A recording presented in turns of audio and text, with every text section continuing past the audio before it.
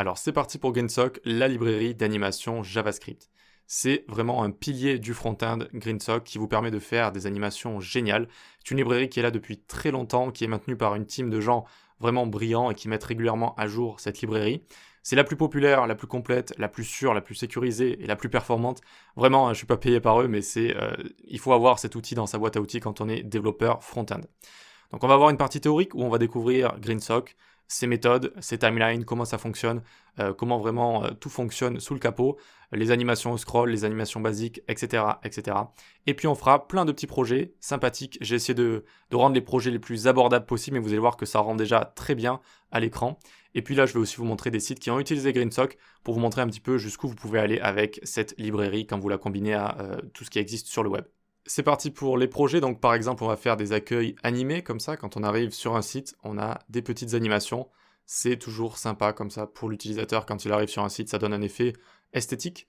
Par exemple également, on peut avoir un restaurant juste ici et on va avoir une animation d'accueil également. On va faire tout ça ensemble.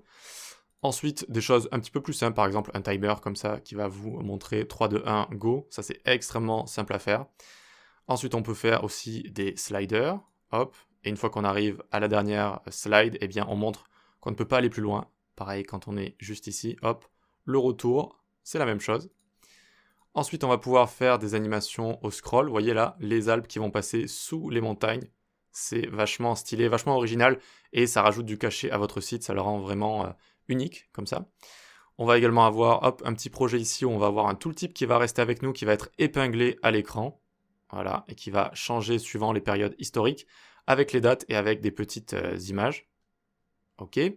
Ensuite, on va avoir une fusée d'Elon Musk ici qui va se déconstruire directement avec des petits textes qui vont apparaître à gauche et à droite. Ok, donc maintenant je vais vous montrer quelques sites qui utilisent Greensock pour leurs animations. Donc là, je suis en train de scroller, il y a plein d'animations qui vont s'exécuter sous mes yeux.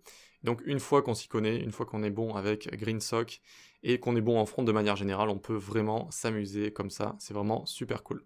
Donc il y a plein de sites qui utilisent ça pour les portfolios par exemple, très souvent. Il y a Greensock sous le capot qui permet de gérer tout ça. Ok, ben voilà, si ça vous plaît, rendez-vous de l'autre côté pour commencer à apprendre d'abord la théorie, les méthodes, les timelines, et ensuite on fera des petits projets sympas pour gagner en expérience.